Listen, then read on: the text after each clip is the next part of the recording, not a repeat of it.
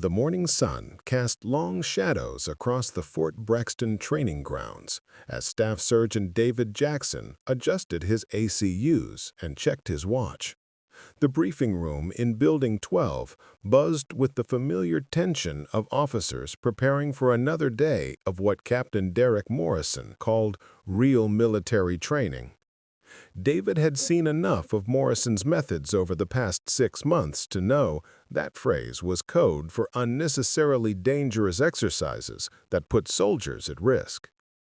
Before we jump back in, tell us where you're tuning in from, and if this story touches you, make sure you're subscribed, because tomorrow I've saved something extra special for you. Specialist Angela Thompson sat in the back row, her left arm still in a sling from last week's accident during Morrison's live-fire exercise.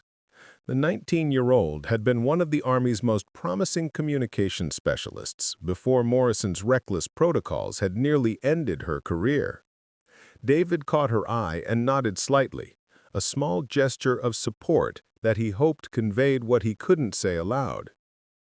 "Gentlemen and ladies," Morrison announced as he strode into the room, his voice carrying the arrogant confidence of a man who believed his family name and political connections made him untouchable.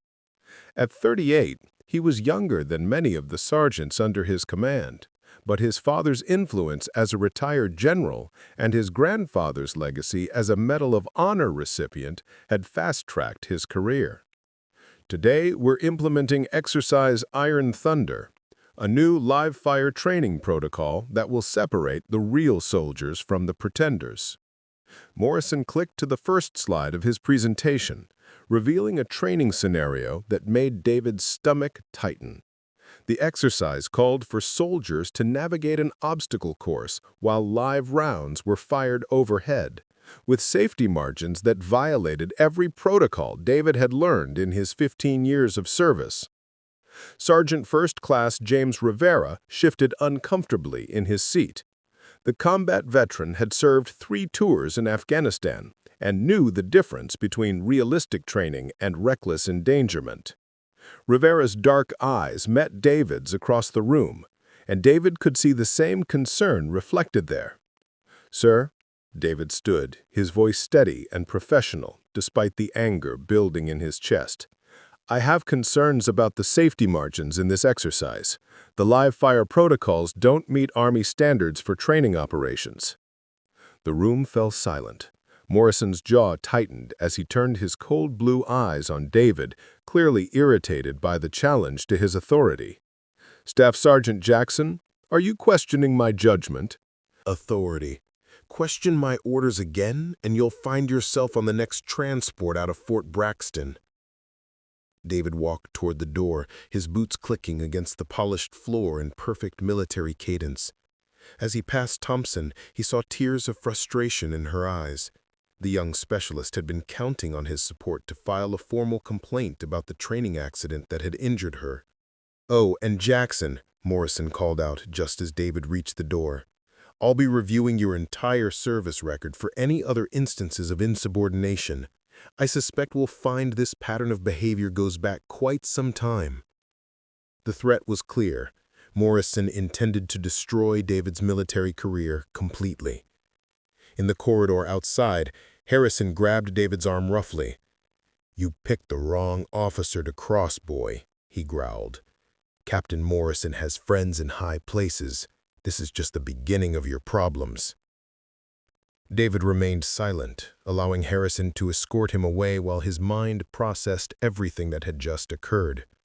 Morrison had revealed more about his character and methods in those few minutes than months of careful observation might have uncovered. The captain's willingness to publicly abuse his authority, his casual threats against other soldiers, and his obvious belief in his own invincibility would all become crucial elements in the case David was building. As they walked through the base toward the maintenance facility, David's thoughts turned to the encrypted phone hidden in his quarters and the regular reports he sent to General Robert Hayes at the Inspector General's office.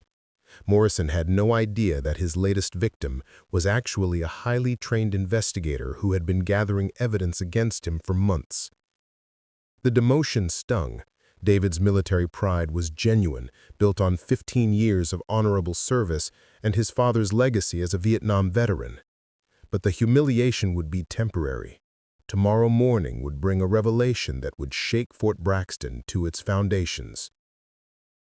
The pre-dawn mist clung to Fort Braxton's buildings like a shroud as David Jackson straightened his AC. "Please be seated," David commanded, his voice carrying the authority of his new position. "I know this transition has been sudden, and many of you have questions. I'm here to provide clarity about the direction this base will take under my command." Morrison sat rigidly in the front row, his face pale as he struggled to understand how yesterday's victim had become today's commanding officer. Major Chen watched David carefully, her analytical mind already calculating the political implications of this dramatic reversal.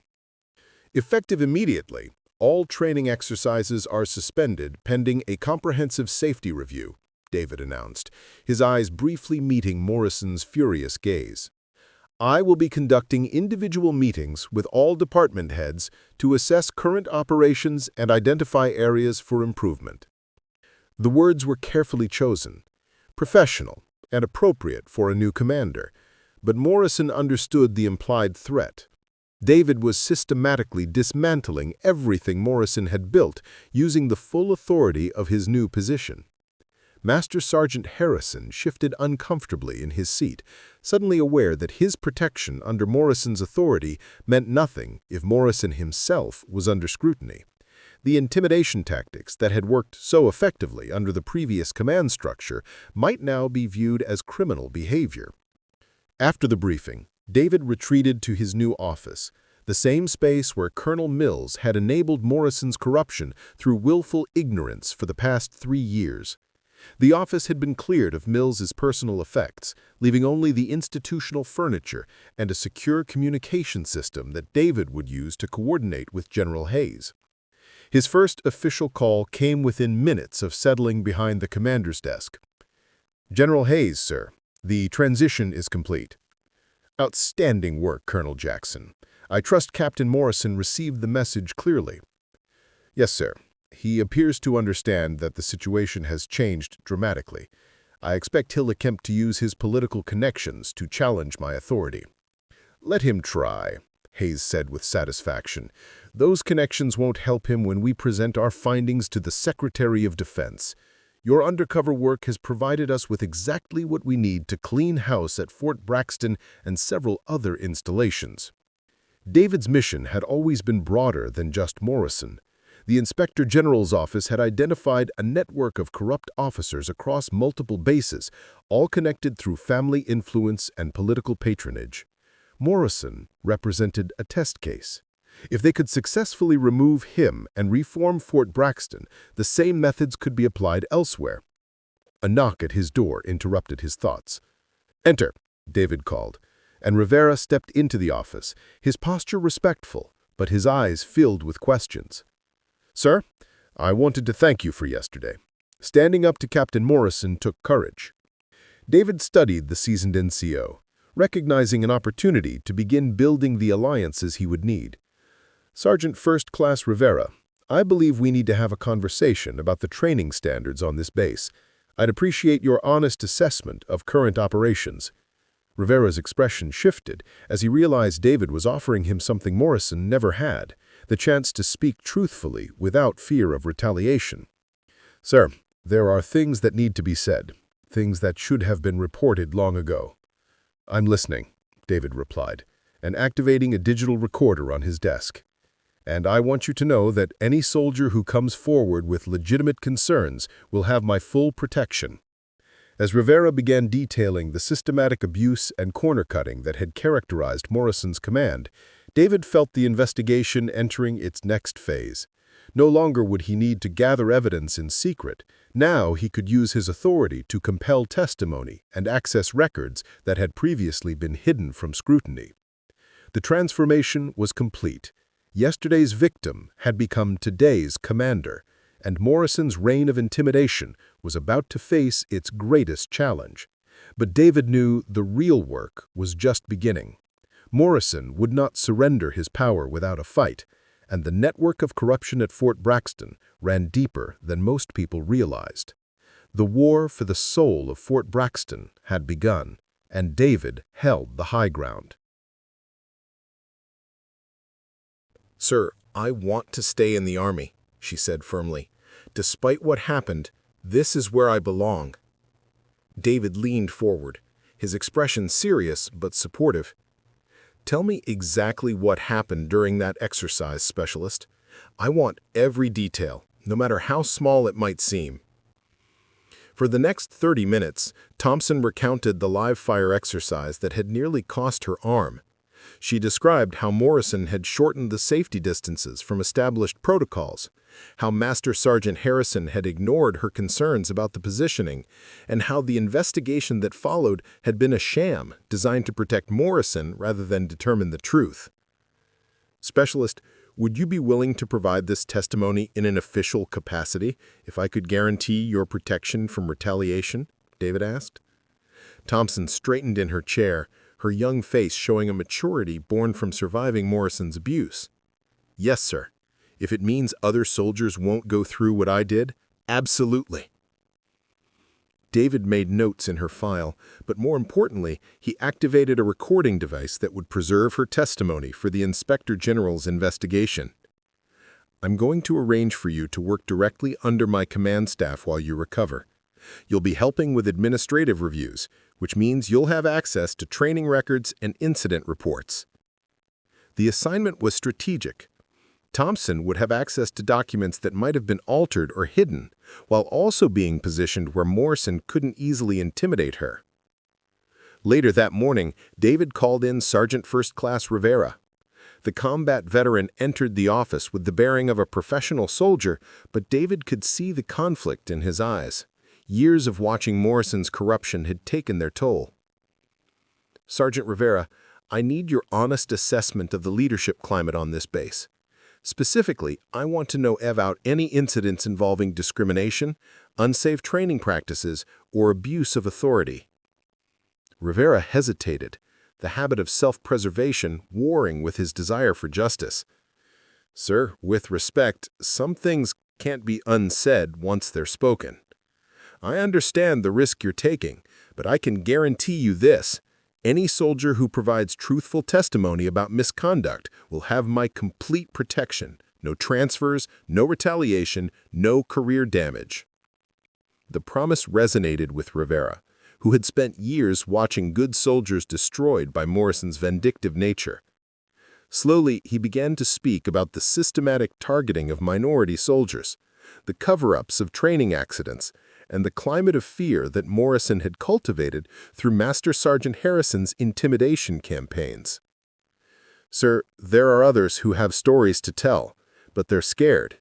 Morrison has destroyed careers before for much less than speaking out against him." "I understand," David replied. "Bring me a list of soldiers who might be willing to talk. We'll arrange individual meetings in secure locations. And Rivera, I want you to start documenting everything going forward. Any order that seems unsafe, any comment that crosses the line, any behavior that violates military standards." Meanwhile, across the base, Morrison was conducting his own meetings with his network of allies. In Major Chen's office, the conversation was tense and strategic. "This is impossible," Morrison paced behind Chen's desk, his usual composure cracking under pressure. "Jackson was a nobody sergeant yesterday. You don't become a lieutenant colonel overnight without serious political backing." Chen watched Morrison's near panic with growing concern. Her career ambitions had led her to enable Morrison's behavior, but she was smart enough to recognize when the tide was turning. "Sir, perhaps we should consider that Colonel Jackson might have been more than he appeared." "What are you suggesting?" Morrison stopped pacing and fixed her with a sharp stare. "I'm suggesting that maybe we've been played," Chen replied carefully. "His questioning of your training protocols yesterday wasn't random insubordination. It was too specific, too knowledgeable about regulations." The implication hung in the air between them. If David had been working undercover, it meant everything they had done was potentially documented and reported to higher authorities.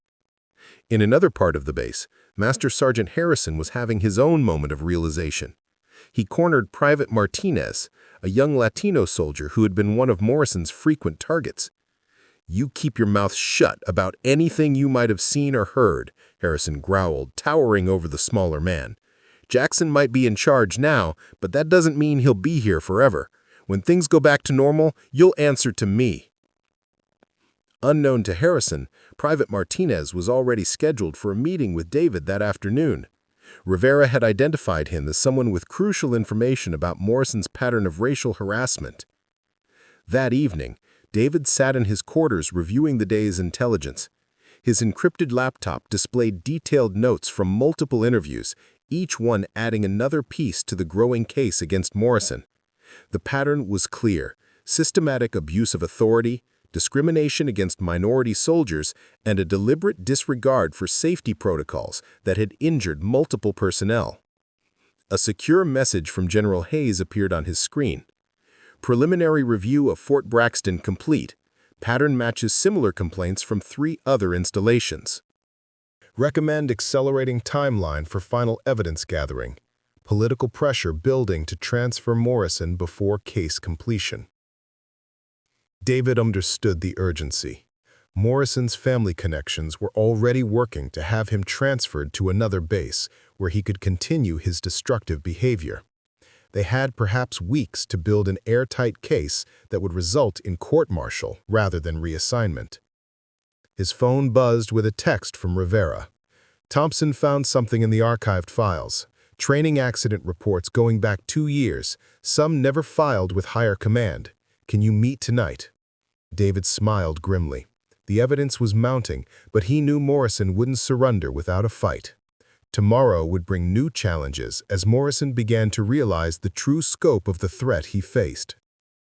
The alliance David was building included not just the victims of Morrison's abuse, but also soldiers like Rivera, who had the knowledge and courage to help expose the truth. Each new ally strengthened the case, but also increased the risk that Morrison would discover the true nature of David's mission. As David prepared for sleep, he thought about his father's service in Vietnam and the principles of honor and integrity that had driven his own military career. Tomorrow, those principles would be tested as Morrison began his counterattack against the investigation that threatened to destroy him. The battle for Fort Braxton's soul was intensifying, and David knew that Morrison's next moves would be desperate and dangerous. Morrison's counterattack began at dawn with a phone call that would have intimidated a lesser commander. Senator William Morrison, the captain's uncle and chairman of the Senate Armed Services Committee, had personally contacted the Pentagon demanding an explanation for his nephew's sudden loss of authority. "This is highly irregular," the senator's voice carried through the encrypted line to General Hayes's office. "Derek has exemplary service records and strong recommendations from Colonel Mills. This Jackson character appears from nowhere with suspicious credentials." Hayes listened patiently before responding. "Senator, Lieutenant Colonel Jackson's appointment was approved at the highest levels. His qualifications are beyond question." Meanwhile, at Fort Braxton, Master Sergeant Harrison was conducting his own intimidation campaign. He cornered Specialist Thompson in the supply depot, his massive frame blocking her exit. "You've been spending a lot of time in the commander's office lately," Harrison growled, stepping closer. "I hope you're not spreading lies about good officers who've served this country with honor." Thompson's hand instinctively moved to her injured arm, but she held her ground. "I'm following orders, Master Sergeant. Colonel Jackson requested administrative assistance." "Colonel Jackson won't be here forever," Harrison threatened. "When he's gone, you'll still have to work with the rest of us. Remember that." Across the base, Morrison was meeting with Major Chen in her office, maps and personnel files spread across her desk as they planned their strategy. "We need to discredit Jackson before he can do any real damage," Morrison said, his usual arrogance replaced by barely controlled panic. "There has to be something in his background we can use." Chen studied Jackson's official file, noting the gaps that suggested classified assignments. "Sir, his record is almost too clean. Extended overseas deployments with minimal detail, commendations from operations that aren't fully documented. This man isn't what he appears." Morrison's face went pale as the implications sunk in. "You think he's been investigating us?" "I think we need to assume the worst and act accordingly," Chen replied. "We need to make evidence disappear and ensure witnesses stay quiet." That afternoon, David discovered the first signs of evidence tampering. Training accident reports that Thompson had located in archived files had mysteriously vanished from the computer system. Physical copies had been removed from filing cabinets, leaving only empty folders marked with case numbers. Rivera knocked on David's office door, his expression grim. "Sir, we have a problem. 3 soldiers who agreed to provide testimony have suddenly requested transfers to other bases. They're scared." David's jaw tightened. Morrison was moving faster than anticipated, using every tool in his arsenal to preserve his power. Has Harrison or any of Morrison's people approached them directly? Harrison cornered Private Martinez yesterday, told him his family back in El Paso might have problems if he started telling stories about superior officers. The threat against a soldier's family crossed a serious line. David made a note to inform General Hayes that Harrison was now engaging in criminal intimidation that extended beyond the base.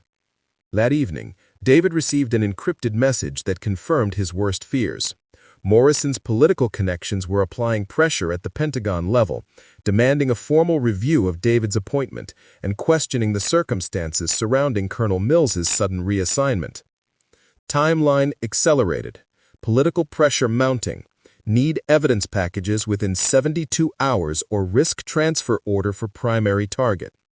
David stared at the message, understanding the implications. If Morrison was transferred before they could complete the court-martial case, he would simply continue his pattern of abuse at another installation. Worse, the investigation would be compromised, and other corrupt officers in the network would be warned to cover their tracks. A soft knock at his door interrupted his thoughts. "Enter," he called, and was... David studied her carefully, recognizing that Chen's visit could represent either an opportunity or a trap. "What's on your mind, Major?" Chen took a deep breath before speaking. "Sir, I believe Captain Morrison may be planning something drastic to protect himself. He's been making calls to contacts outside the military, and some of the things he's said..." She trailed off, uncertainty flickering across her features. "I'm listening," David said, activating his recording device discreetly. "He's talking about having you investigated for fraud, claiming you're not really qualified for your position. He mentioned something about manufacturing evidence of security violations or fitness concerns." David nodded, unsurprised by Morrison's desperation but grateful for the intelligence. Chen's decision to warn him suggested that Morrison's allies were beginning to abandon him as the situation deteriorated. "Major, why are you telling me this?"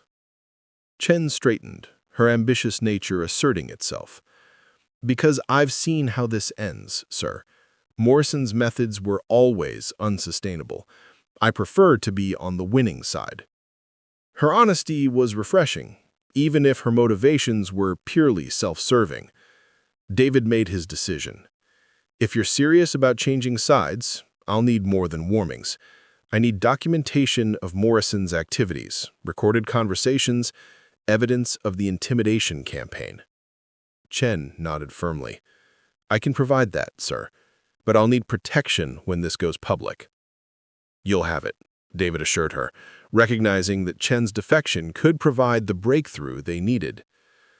As Chen left his office, David realized the investigation had reached a critical turning point.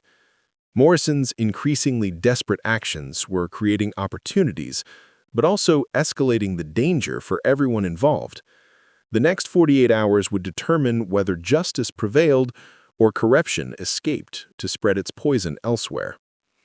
The next morning brought a breakthrough that David had been hoping for since his arrival at Fort Braxton. Major Chen appeared at his office door carrying a briefcase filled with documents that could finally expose the full scope of Morrison's corruption. "Sir, these are copies of Morrison's personal files, financial records, communication logs, and something else you need to see immediately. David opened the first folder and found detailed records of Morrison's training budget allocations. The numbers told a disturbing story. Millions of dollars allocated for specialized equipment that had never been delivered, with funds instead being diverted to accounts controlled by Morrison's associates. He's been skimming money from training budgets for 2 years, Chen explained. The dangerous exercises weren't just about intimidation. They were designed to justify inflated equipment purchases that never happened. The second folder contained communication records that revealed the extent of Morrison's network. Text messages and email exchanges showed coordination with corrupt officers at 3 other military installations, all working together to suppress complaints and transfer problem soldiers before they could file formal reports. But the most damaging evidence was in the final folder: audio recordings that Chen had secretly made during Morrison's private meetings. David connected headphones and listened as Morrison's voice filled his ears. "We need to make sure Jackson's investigation dies before it starts. Harrison knows people who can make his life very difficult. Military accidents happen all the time during training exercises." The recording was clear evidence of conspiracy and threats against a superior officer. David's hands clenched as he realized Morrison had been planning to have him injured or killed during a staged training accident. "Major, how did you obtain these recordings?" Chen's expression was calm but determined. "I've been documenting everything for months, sir.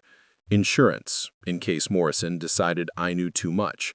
I never intended to be the only one going down with his ship." Meanwhile, Sergeant Rivera had been conducting his own evidence-gathering operation. He knocked on David's door an hour later with Specialist Thompson and 2 other soldiers, Private Martinez and Corporal Williams, both minority soldiers who had been targeted by Morrison's discriminatory practices. "Sir, they're ready to provide formal testimony," Rivera announced. "All 3 have documented incidents of racial harassment, unsafe training assignments, and retaliation for filing complaints." David interviewed each soldier separately, recording their statements and collecting the evidence they had preserved despite Harrison's intimidation efforts. Private Martinez had kept detailed notes of racial slurs and discriminatory assignments. Corporal Williams had photographs of equipment failures that had been ignored when reported through proper channels. Thompson provided the crucial testimony. "Sir, I found something else in the archived files before they disappeared." At 0300 hours, his secure phone rang. "Colonel Jackson, this is General Hayes. We have a problem. Morrison's political allies have accelerated their timeline. A Pentagon inspector will arrive tomorrow morning with orders to suspend your command pending a full investigation of your credentials." David's blood ran cold. Morrison's connections were more powerful than they had anticipated, and the corruption network was willing to sacrifice significant political capital to protect one of their own. "Sir, the evidence package is complete. If you can delay the inspector's arrival by even 6 hours, we can have Morrison in custody before he realizes what's happening." "I'll do what I can," Hayes replied, "but be prepared for the possibility that we'll need to execute this operation without official backing. Are you willing to risk your career to see this through?" David thought of Thompson's injured arm, of the soldiers who had been terrorized into silence, of the systemic corruption that would spread to other bases if Morrison escaped justice. "Yes, sir. The mission comes first." As dawn approached, David finalized his preparations.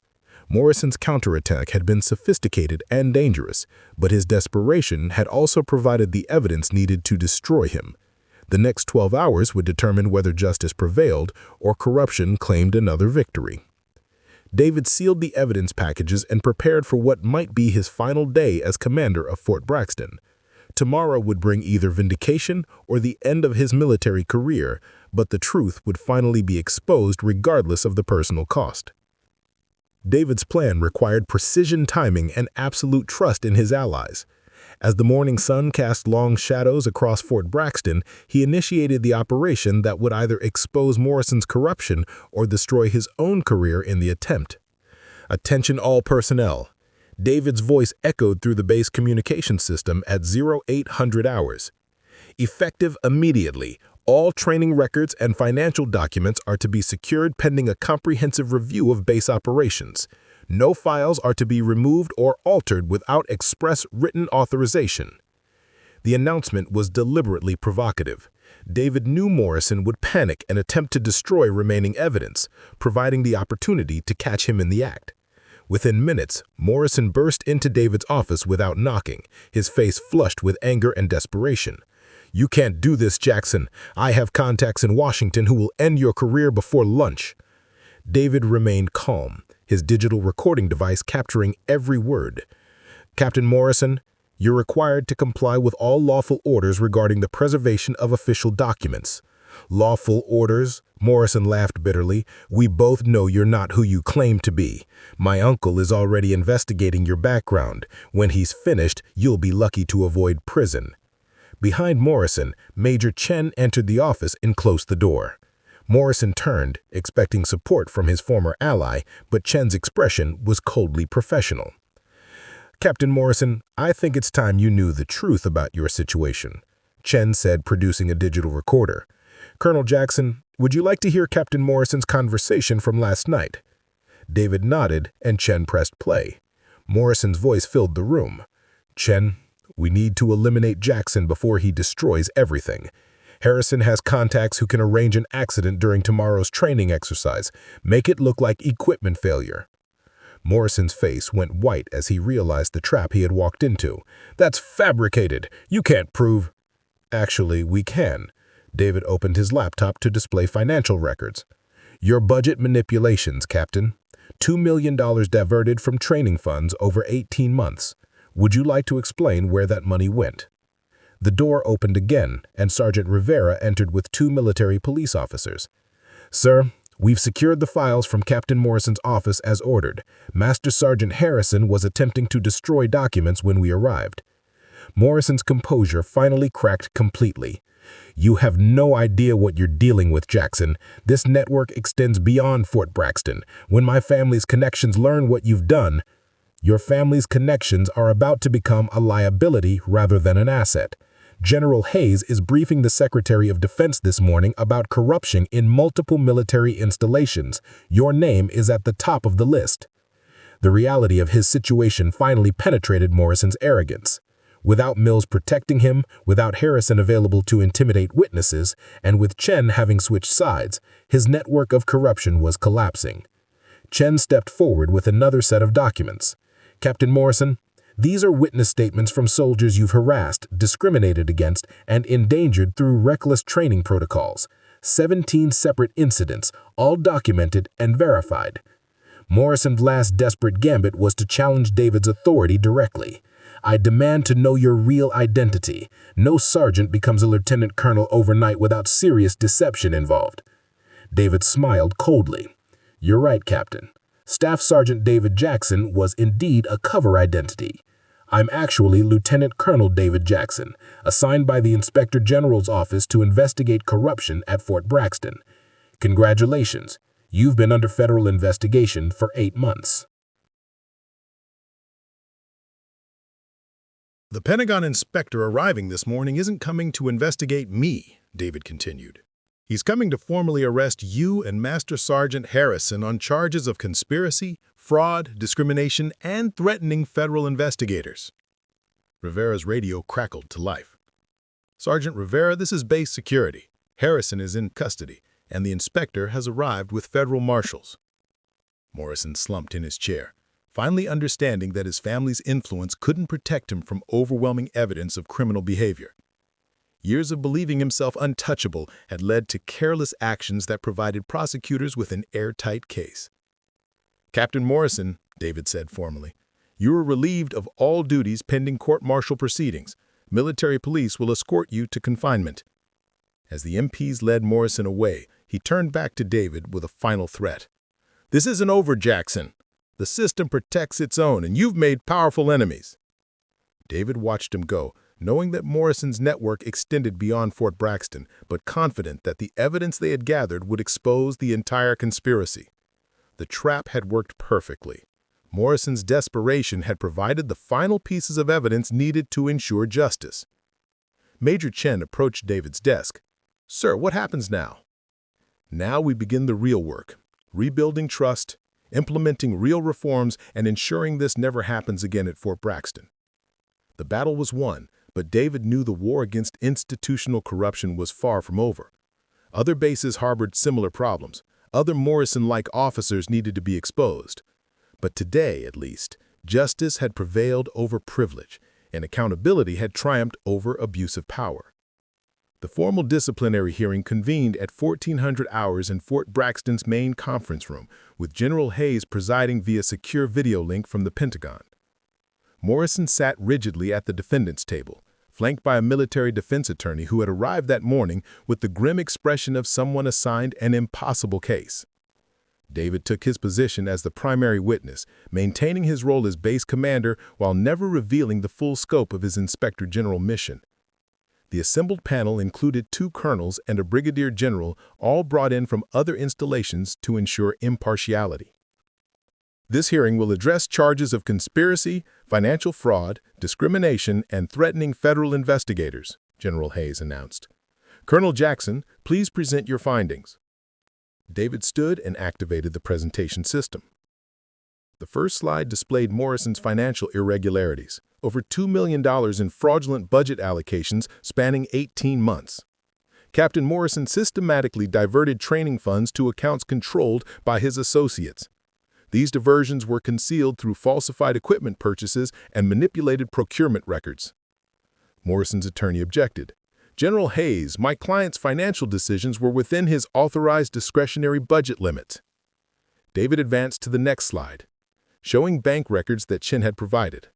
The funds were transferred to personal accounts belonging to Master Sergeant Harrison and 2 civilian contractors with no legitimate military business. This constitutes theft of government property. The evidence was overwhelming. Canceled checks, forged signatures, and purchase orders for equipment that was never delivered painted a clear picture of systematic fraud. Furthermore, David continued, Captain Morrison engaged in a pattern of discrimination against minority soldiers. He presented Thompson's medical records alongside the falsified incident report. Specialist Thompson was seriously injured during an unsafe training exercise. The official report was altered to minimize the apparent negligence. Thompson rose from the witness gallery when called to testify. Her voice was steady, despite her youth, as she described Morrison's dangerous protocols and the subsequent cover-up of her injury. "Captain Morrison told me that soldiers like me needed to prove we belonged in the Army. He said minorities who couldn't handle real training should find other careers." Morrison's face reddened as his attorney whispered urgently in his ear.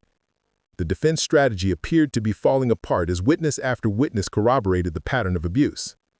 Rivera testified next. His combat veteran's bearing lended weight to his words.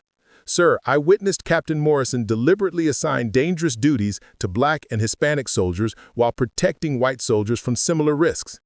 When Specialist Martinez filed a complaint about racial harassment, Captain Morrison had him transferred to a combat zone ahead of schedule." The most damaging testimony came from Chen, who had been granted immunity in exchange for her cooperation. She played the audio recordings of Morrison planning to have David injured during a staged training accident. The defendant stated that military accidents happen during training exercises. He instructed Master Sergeant Harrison to arrange equipment failures that would result in Colonel Jackson's death or serious injury. Morrison finally spoke, his voice strained with desperation. "General Hayes, I demand to know why this court is accepting testimony from an undercover federal agent whose true identity was concealed from my command." General Hayes leaned forward on the video screen. "Captain Morrison, are you alleging that Colonel Jackson's credentials are fraudulent?" "I'm alleging that his entire presence at Fort Braxton was based on deception designed to entrap loyal officers performing their duties." David stood to respond. "General Hayes, my assignment to Fort Braxton was authorized by the Inspector General's office in response to multiple complaints about civil rights violations. Captain Morrison's actions provided evidence of criminal behavior that warranted federal investigation." Morrison's attorney attempted one final gambit. "General Hayes, My client requests that all evidence obtained through this deceptive investigation be ruled inadmissible. Denied, Hayes replied firmly. Undercover investigations are standard procedure for addressing institutional corruption. Captain Morrison's statements and actions were voluntary and uncoerced. The hearing continued for 3 hours, with Morrison's defense becoming increasingly desperate as each piece of evidence was presented. Financial records, audio recordings, witness testimony, and documentary evidence created an overwhelming case for conviction. When the panel retired to deliberate, Morrison turned to David with undisguised hatred. You think you've won, but you don't understand the forces you're dealing with. My family's connections extend beyond the military. This isn't over. David remained calm. Captain Morrison, your family's influence is exactly why this investigation was necessary. No one should be above accountability, regardless of their connections. 40 minutes later, the panel returned with their verdict. Morrison stood as the presiding colonel read the findings.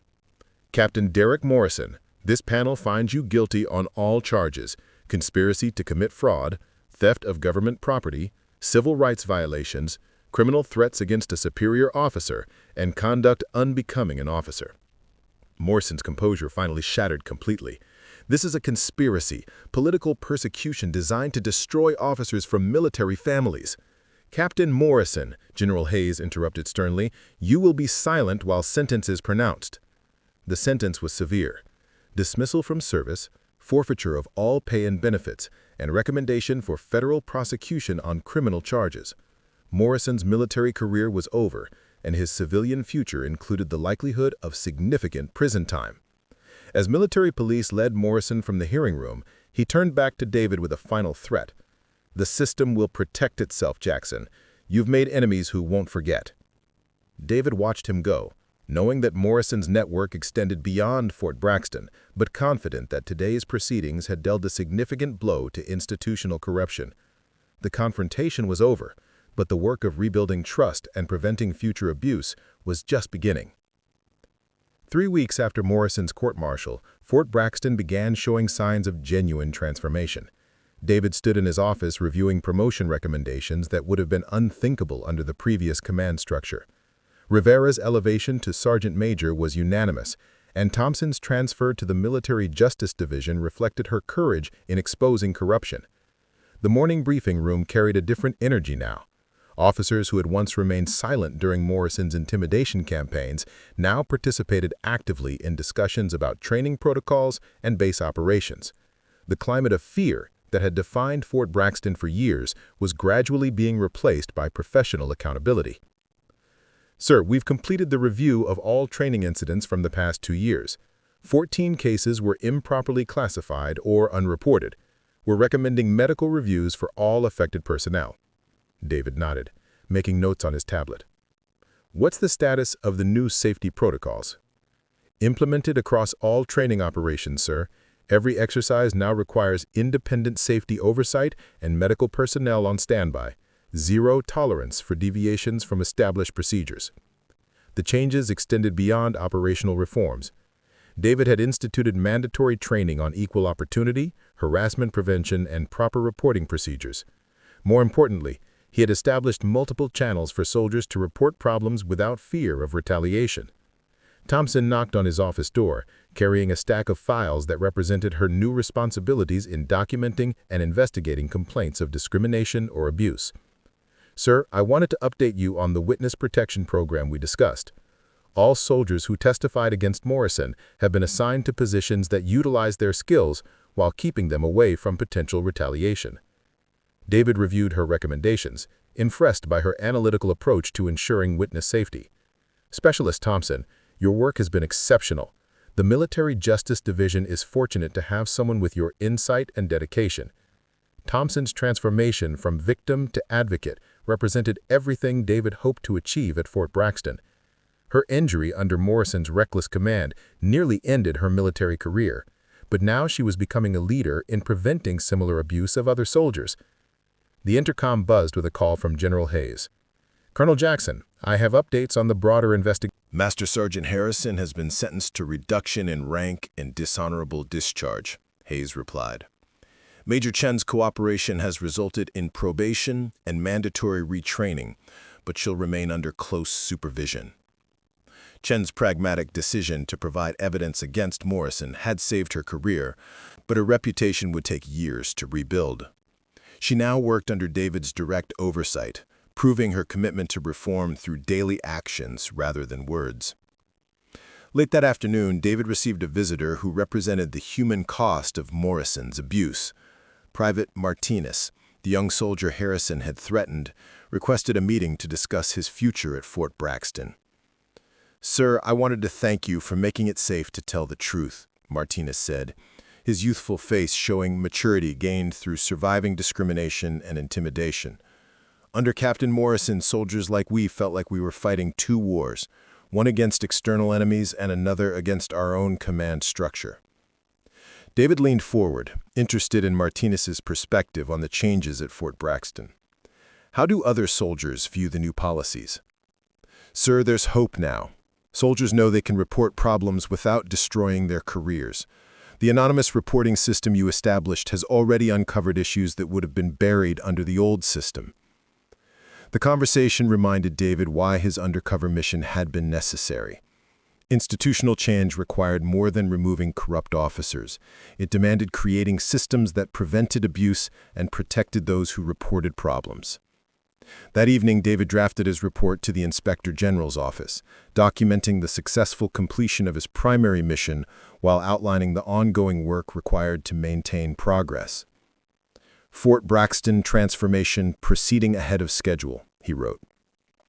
"Corrupt leadership removed, witnesses protected, new accountability measures implemented. Recommend continued monitoring, but primary objectives achieved." As he sealed the report, he reflected on the personal cost of his mission.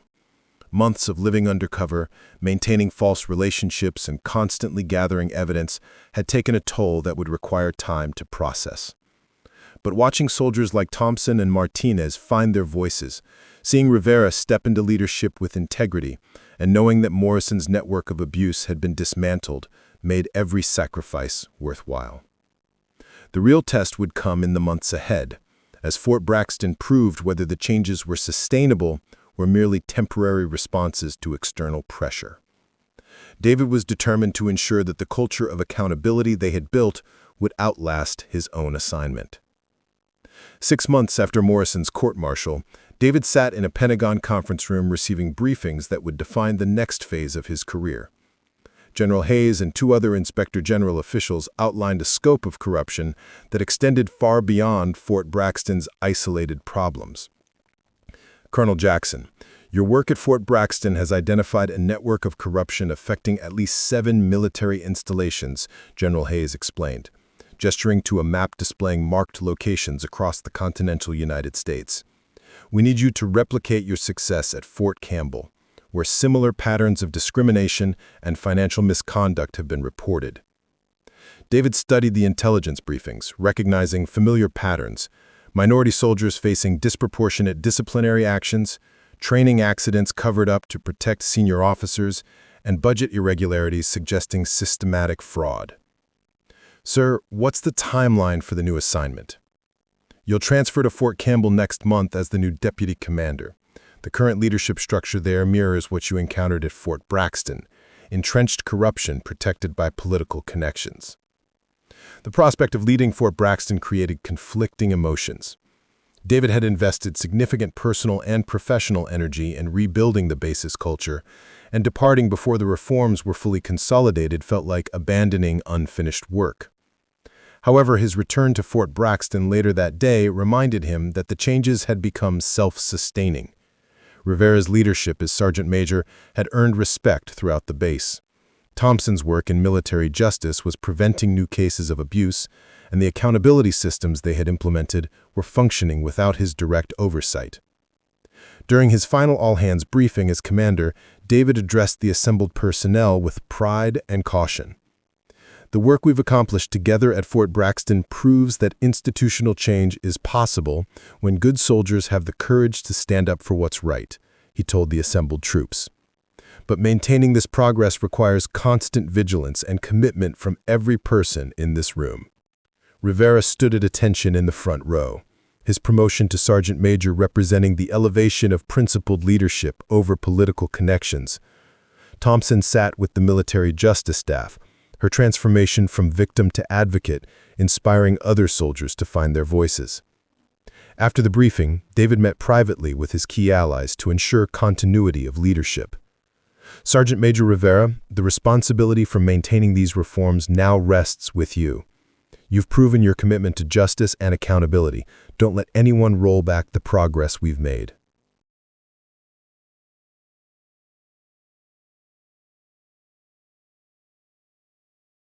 Rivera's response reflected the confidence and integrity that had made him indispensable.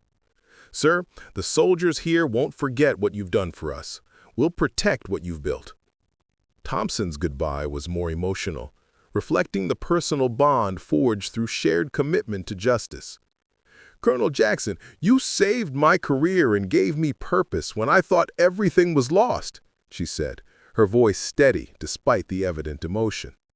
"I promise to honor that by helping other soldiers who face what I went through." David's final meeting was with Major Chen, whose cooperation had been crucial in exposing Morrison's corruption. Her probationary status continued, but her work ethic and commitment to reform had begun rebuilding her reputation. "Major Chen, you made a difficult choice that ultimately saved your career and helped protect other soldiers," David acknowledged. "Continue proving that people can change when given the opportunity." As David packed his personal effects and prepared for transfer to Fort Campbell, he received a secure communication from the Inspector General's office that provided context for his expanding mission. Intelligence suggests the corruption network extends beyond military installations into defense contractor relationships and congressional oversight committees, the message read. "Your next assignment may require interaction with civilian law enforcement agencies as the investigation expands." The implications were sobering. Morrison's network represented just one cell in a larger web of corruption that threatened military readiness and undermined trust in military institutions. David's final act as Fort Braxton commander was presenting Rivera with a commendation for exceptional leadership and integrity. The ceremony was attended by soldiers who had found the courage to speak truth to power and witnesses to the transformation that principled leadership could achieve. "Sergeant Major Rivera represents everything that makes our military strong," David told the assembled crowd. "His commitment to protecting soldiers and maintaining standards will ensure that Fort Braxton continues to be a model of accountability and excellence." As David's transport departed Fort Braxton, he reflected on the personal cost of his mission. The isolation of undercover work, the constant pressure of maintaining false identities, and the emotional toll of witnessing systematic abuse had required sacrifices that would take time to process. But the results spoke for themselves.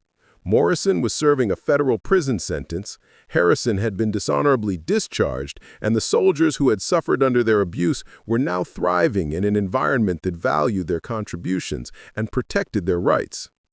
The work continued at Fort Campbell, where new challenges awaited and different forms of corruption required exposure. David understood that his mission was becoming a career-long commitment to institutional reform that would define his legacy in the military. The fight for justice and accountability would never truly end, but each victory made the next battle more winnable and inspired others to join the cause. 2 years later, Lieutenant Colonel David Jackson stood at the podium in Fort Braxton's main auditorium, watching Sergeant Major Rivera pin the Medal of Valor on Specialist Thompson, now Staff Sergeant Thompson, for her courage in exposing institutional corruption and protecting other soldiers from abuse. "Today we honor those who chose truth over comfort, justice over convenience," David addressed the assembled crowd that included soldiers from multiple installations where similar reforms had been implemented. Rivera had transformed Fort Braxton into a model military community. Training accidents had dropped to zero, discrimination complaints were handled swiftly and fairly, and the base had received commendations for its innovative accountability programs. Thompson's graduation from military legal training represented personal triumph over trauma. Her work had helped establish victim protection protocols, now used Army-wide, ensuring no soldier would face Morrison's type of abuse without recourse. During the ceremony, David received a secure message confirming Morrison's conviction on federal charges, 8 years in federal prison for conspiracy and fraud. Master Sergeant Harrison had been dishonorably discharged and barred from all military facilities. General Hayes approached after the ceremony. "Colonel Jackson, your methods have been implemented at 12 installations. Corruption cases have dropped 60% where these reforms are active." As David prepared for his next assignment investigating contractor fraud at the Pentagon level, he reflected on the lasting impact of principled leadership. Individual courage had created institutional change that protected thousands of soldiers. Rivera joined him as the ceremony concluded. "Sir, the work you started here continues every day. These soldiers know their voices matter because you showed them justice is possible." The mission continued, but Fort Braxton proved that systematic corruption could be defeated when good people found the courage to act. Change was possible when leaders chose accountability. Up next, you've got 2 more standout stories right on your screen. If this one hit the mark, you won't want to pass these up. Just click and check them out. And don't forget to subscribe and turn on the notification bell so you don't miss any upload from us.